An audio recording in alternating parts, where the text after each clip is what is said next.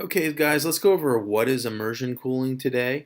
If you've seen these new tanks for Bitcoin miners, there are thousands of chips, specifically 192 chips in this tank. It goes down. They use this liquid to cool it instead of fans. So what ends up happening is the normal size of a warehouse, these giant server farms now can get the same amount of computing done in 10% of the space, and you can fit this in your business in the back if you just want one of these. Okay, if you want 50, that's fine, but let's just talk about one. You can do the math. um, I mean, these things even come there. We're even doing some portable ones too, so if you want to move it to a solar field. But we have a solar field. I'm going to get to that at the end, but let's do the numbers. Why is this, let's get you excited. um, these things cost 300,000 each. It's an Avalon 7 running ASIC. We'll house them in Texas. Use about 207 kilowatts an hour. Has 192 chips. Costs 190,000. They're bought by Canon. So that's one miner, and what that does, this makes about $1,400 a day, as long as the price of Bitcoin is 6,400. If it went up or down, you can calculate, but we've pretty much seen 6,400 be the median cost for 6 months. That's going to spin off 42,000 a year. I'm sorry, 42,000 a month, or 500,000 a year. So what that looks like to you is 42,000 a month coming in. If you were going to use our zero down financing for the $300,000 cost instead of paying cash, you'd pay 6,000 a month, and that would come off of your 42,000. So with the cost and all the other costs for electricity, insurance, some of those other things, plus the financing, 42 minus the total expenses, you net about 28,000. So if you pay taxes, you make about 20 grand a month. On each of these machines are about 200,000 a year. Now, if you don't want to pay your 116,000 taxes and you want to buy a rental property, that seems smart. You could use this money other ways. Or if you're mining and divvying this out to people, you won't have to pay these taxes. Now, what am I coming up with for $163,000 of costs? Well, you got your electricity. Locally in Ohio, it's AEP, but we have a solar array field in Texas that gets 12 hours of sun versus the 3 in the winter, 6 in the summer here. So the same amount of 207 kilowatt usage a day over 24 hours would use about 5,000 kilowatts. Over the month, it's 151,000. If we're paying 11 cents, it's $576 a day. If we're paying on the solar array, this 3.5 cents, it's much cheaper. So over a month, 16,000 or 5,000 makes me want to keep it housed next to a solar array. For the year, it's 200,000 for electricity, or 63,000. Seems like a no-brainer, but if you want to take delivery of it, you don't have to use our turnkey operation. But I'm just estimating that if you use the loan, it'd be 6,000 a month. Electricity would be 5,200. We have some hosting. I don't know if they're going to charge you for reporting. We can check on that in accounting. That might be included, but we're going to assume there's be a charge for that. And you probably want to have insurance in case that a hurricane came through Texas. So anyways, 13,000. I think that would cover just about all of it. Coming off of your 42,000 a month nets you 28,000 before tax, or 345,000. So that's your net, and you're just paying 6,000 a month for it. If we get 2 years of your tax returns for your company or business, prove you have good credit. We have in-house financing for 100%. Okay, so that's it in a nutshell. Now, if you wanted 5 of these, we can look at those numbers.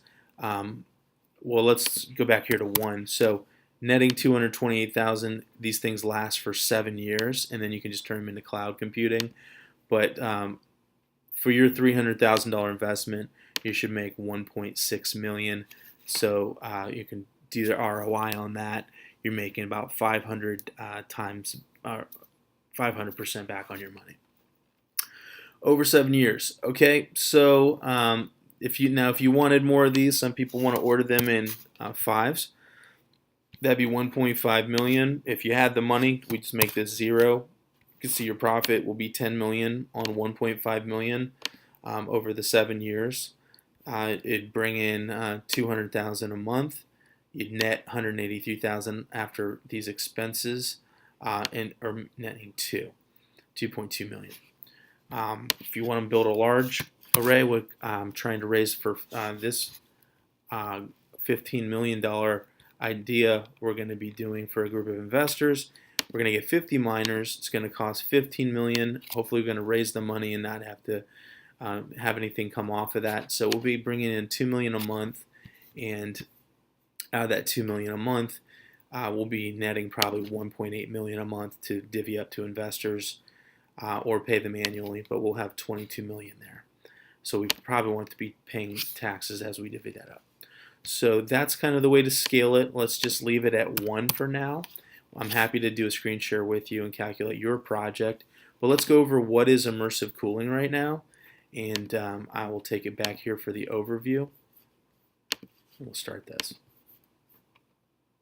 Immersion cooling refers to the process of immersing servers, GPUs, ASICs, and other IT hardware in a non-conductive fluid. The fluid is a far more effective cooling medium than air is, and so higher efficiencies are achievable. The left graphic shows a basic, single-phase cooling system. In these systems, hot fluid is pumped out and returned after being cooled. This makes plumbing more complex than two-phase cooling and is rather inefficient. The most efficient single-phase systems actively circulate the fluid through a heat exchanger. The fluid is then sent through jets onto the chips. There are also cooling coils for the other components. This doubles the complexity of the cooling system and limits scalability, but is excellent for single-tank setups. There are even more simple setups with just cooling coils in the tank with convection alone providing cooling. This is very simple and requires no controls, but is much less efficient. The right graphic depicts a two-phase immersion cooling system. In this system, the fluid boils on the chips and the phase change provides the majority of the cooling. These systems are more complex than single-phase systems but offer higher efficiencies, scalability, and lower maintenance. Unlike single-phase cooling, equipment is dry when removed thanks to 3M's Novec and fluorinate fluids. At present, we only offer two-phase cooling. The benefits far outweigh the added complexity. At this time, we are negotiating with a client about developing single-phase tanks for a particular application. We expect to have single-phase tanks available by Q2 2019. How can immersion cooling help your business? Immersion cooling helps your company by reducing cooling costs by up to 98%, eliminating fan and power supply replacement, 95% reduction in IT footprint, 16x increased density, up to 30% capex savings, 15% carbon footprint reduction, minimize downtime, maximize reliability, decrease staff up to 75%, overclocking to increase performance. Immersion comparison. How does immersion cooling compare to air cooling and water cooling? Air cooling pros. Extremely well understood and quantified. No additional cost. Current OEM systems are designed for air cooling. Equipment is easy to service. No plumbing. Good scaling from small to large. Cons. Extremely noisy. Requires more frequent maintenance. Low density. Higher cost for servers. Per core. Inefficient. Fans waste 25% of IT power on DL380s. Large footprint. More networking equipment. Single-phase immersion pros. Already well understood. Simple control systems. Up to 75% reduction in cooling power. Engineered fluids are less expensive than two-phase. Very high material compatibility. Lenovo offer OEM warranty for servers. Cons. Equipment is covered in fluid when removed. Not as efficient as two-phase. Plumbing can get complex quickly. Does not scale well to multi-megawatt sizes. Requires larger, more expensive cooling coils. Two-phase immersion.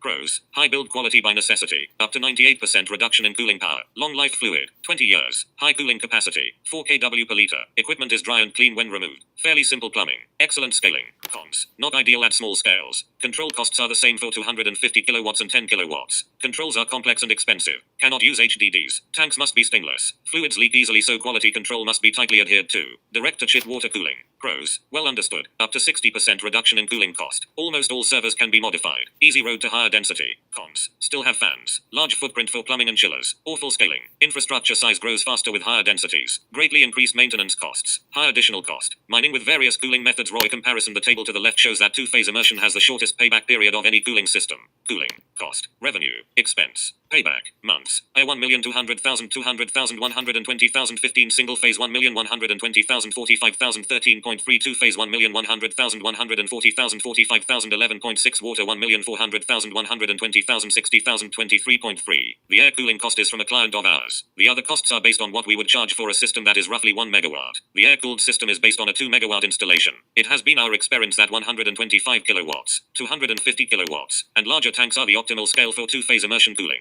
That is why we are working on smaller scale systems with single-phase cooling. We are also looking into making two-phase systems work at a small scale. Those are expected to begin construction Q2 of 2019. Above we have 2 tanks based on Canaan Avalon immersion mining boards. Originally we thought people were only interested in the maximum benefit from economies of scale, so we made 250 kilowatts designs. One client felt that it has too big and wanted 100 to 150 kilowatts tanks, so we halved the size. It is also thinner, at only 34 inches. This tank can fit through most doors. Immersion tanks we currently have several designs for two-phase systems. The sizes we currently offer for servers are a 12U, 24U and 60U. The sizes for mining tanks are based on kW rating. 125 kilowatts and 250 kilowatts are the available sizes, but we can also put mining equipment into normal server tanks, i.e. 19-inch server tanks, 12U, 24U, 60U, mining tanks, ASICs included, 125 kilowatts, 137 kW nominal, 250 kilowatts, 259 kW nominal, mining system, everything is included, ASICs, cooling, controls, etc.